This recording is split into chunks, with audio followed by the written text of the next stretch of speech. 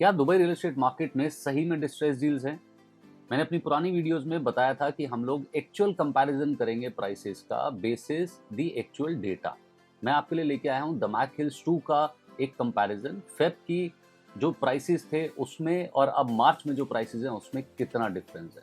तो सबसे पहले बात करते हैं अपार्टमेंट्स की, जहाँ पे हम बात करेंगे स्टूडियो 1 बेडरूम और 2 बेडरूम, तो उसका एक्चुअल इम्पैक्ट क्या है। तो इस वीडियो में जितना भी डेटा मैंने लिया है वो एक्चुअल लैंड डिपार्टमेंट की ट्रांजैक्शंस का डेटा है। तो फेब की लैंड डिपार्टमेंट की ट्रांजैक्शंस द मैक हिल्स 2 में और मार्च की लैंड डिपार्टमेंट की ट्रांजैक्शंस द मैक हिल्स 2 में, उसमें प्राइस का कितना वेरिएंस है। तो स्टूडियो के प्राइस जो हैं वो 0.64% से नीचे गए हैं। 1 बेडरूम के जो प्राइसेस हैं वो 4.42% से ऊपर चले गए हैं और 2 बेडरूम के प्राइसेस जो हैं वो 8.8% से नीचे हैं।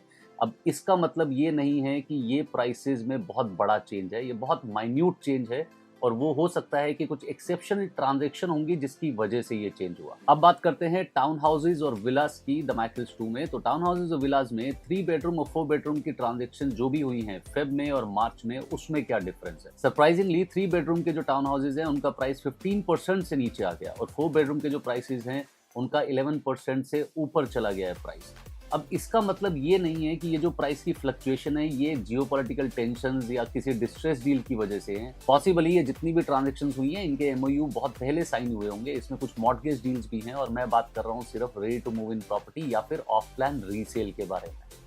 अब हम कंपैरिजन करते हैं जो करंट ट्रांजैक्शंस मार्च में हुई हैं वर्सेस जो लिस्टिंग प्राइसेस हैं, आस्किंग प्राइसेस है, उसमें कितना वेरिएंस है। अगर हम अपार्टमेंट्स की बात करें तो अपार्टमेंट्स में स्टूडियो में अप्रॉक्सीमेटली 10% का वेरिएंस है आस्किंग और एक्चुअल प्राइस में।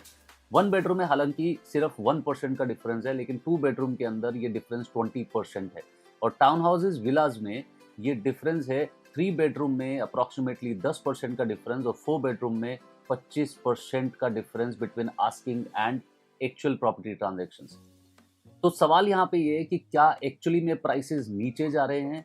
ऑनेस्टली अभी भी हम ये नहीं बोल सकते कि प्राइसेस नीचे जा रहे हैं क्योंकि इतना डेटा सफिशिएंट नहीं है। अब आप चाहे कितनी भी एजम्पशंस लगा लें या आपके पास बहुत सारी प्रॉपर्टीज हैं, जब तक हम लोगों के पास डेटा नहीं होता है या listing price versus actual prices को हम कंपेयर नहीं करते तो हमें नहीं पता चल सकता कि एक्चुअल में प्राइसेस नीचे जा रहे हैं या नहीं जा रहे हैं। आप मुझे कमेंट करें अकोया अगर ये प्रेजेंटेशन आपको द मैक हिल्स 2 की चाहिए, और आप मुझे ये भी कमेंट करें कि आप कौन सी नेक्स्ट कम्युनिटी के लिए ये एनालिसिस देखना चाहते हैं।